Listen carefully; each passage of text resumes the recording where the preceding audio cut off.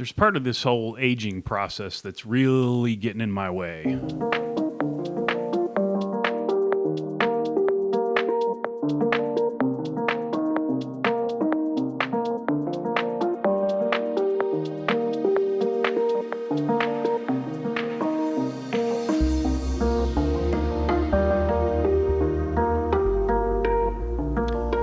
Welcome back, friends. Welcome back. Happy Monday. It's good to see you.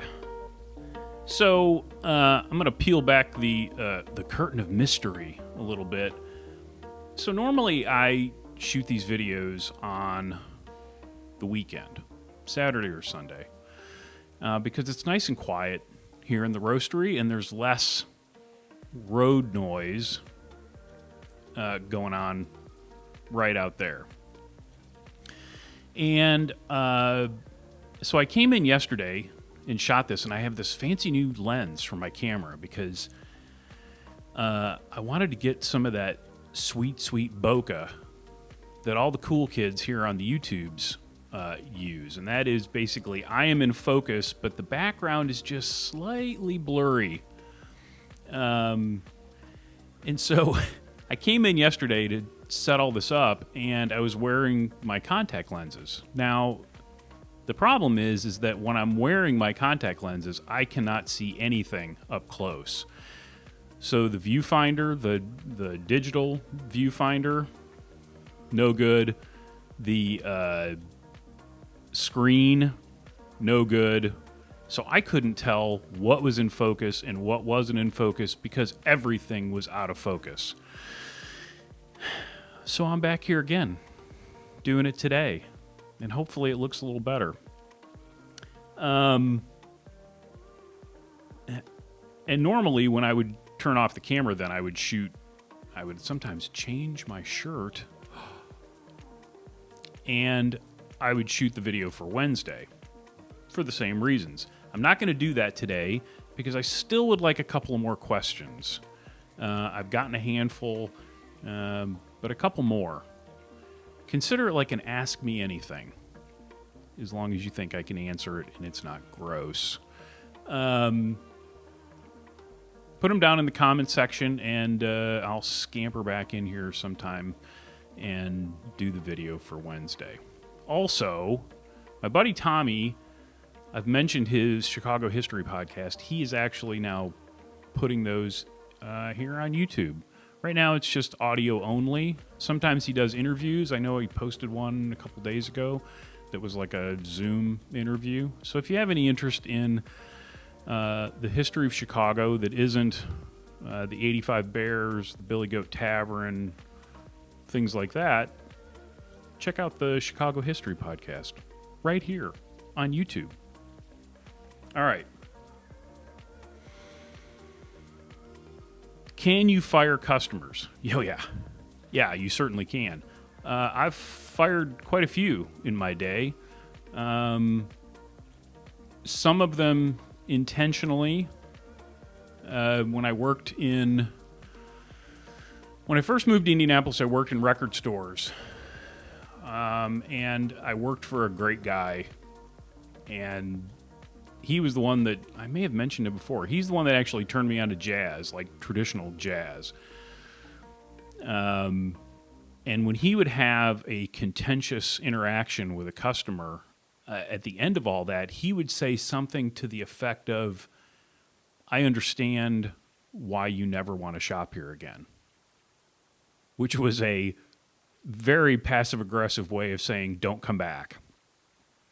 So you can do it intentionally, you can do it unintentionally, like I've done, I think, on many occasions, just because I was an ass. It happens. And then you can,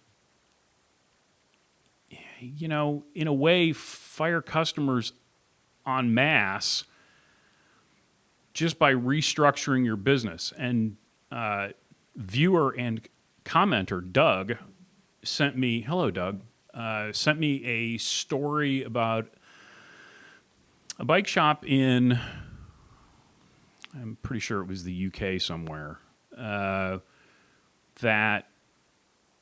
kind of got tired of dealing with racers and their attitude. And he restructured his business around, I think, Dutch bikes. It doesn't really matter. The point is he restructured his business to take those people out of the equation. I mean, I did basically the same thing by downsizing and really narrowing the products that I focused on and sold. You know, there was a time when if you were going to be in retail, the idea was you had to please everyone. If you were going to make it, if you were going to succeed and perish the thought prosper, I mean, you needed to take care of everyone. You needed to have everything that anyone might ever want. And I would say about a decade ago, and that's a number that I made up. It's kind of off the top of my head, but I kind of think it's right. People started to rethink that, at least in the bike business. You saw shops deciding that, you know, this one component of my business doesn't make up a lot of the sales, but it's a lot of the headache. So we're just not going to do it anymore. And we're going to focus on these people that appreciate that we're here and really take care of them. And I think that's what this guy in the UK had done. So much so that other bike shops in his area were asking him if he was so desperate for business that he felt like he needed to do these things. And I think it was like pickup and delivery and things like that. And he was like, no, I'm not desperate for business at all. These are just people that I want to continue to serve. They appreciate me being here, and I'm going to go out of my way to make sure they're taken care of. You're seeing a lot more of that now. The flip side for me was, I'm assuming this guy in the UK stayed in the same location and just remodeled the business. When I moved, there were a lot of people, well, I say a lot, there were at least a handful of people that had been shopping there for years, that, you know, just kind of got left out in the cold, for lack of a better word. And while reading this story, it made me think of one person in particular. And we had this old gal that used to come in from time to time. And she'd been coming in for decades, I think long before I bought the store. And she came in for one thing, and that was that she had an adult handicapped daughter. And they kept a wheelchair in the car so that they could get in and out of church. And I'm sure, you know, the doctors and things like that. But the thing she mentioned the most was church. And so she would come in from time to time so that we could check the tires, the air pressure, and the state of the tires on this wheelchair. And, you know, we all grew to love this old gal. And, you know, it's easy. It's an easy thing to do when every other visit she tells you what a blessing you are. And we got to the point where we recognized her car. She would pull in.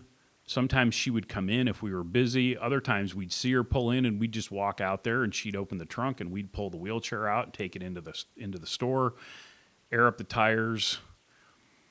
And, you know, we never charged her for that. If she needed a tire or a tube, you know, we would charge her for that. But I don't think that we ever charged her labor. And, you know, she depended on us, and we went out of our way to take care of her. Now, when I closed that store,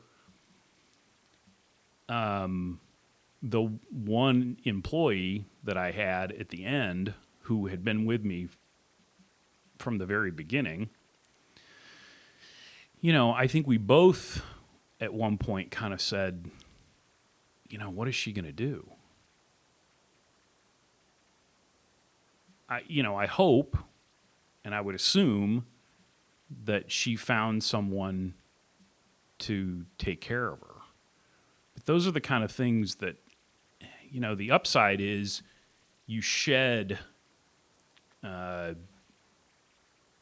all these people that really don't appreciate you. The downside is you end up shedding a couple of people that really do. And I don't know that there's any way to get around that.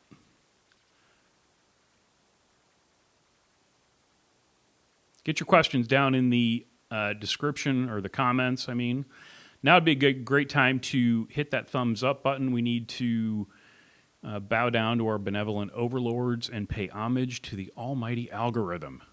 It does help YouTube to know that people like the video, and then they show it to other people. And then, we grow the community. That's the goal.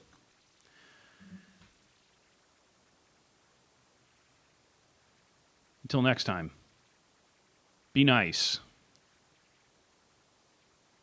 Be nice. Work hard, ride bikes, play music when you can. I'll talk to you soon.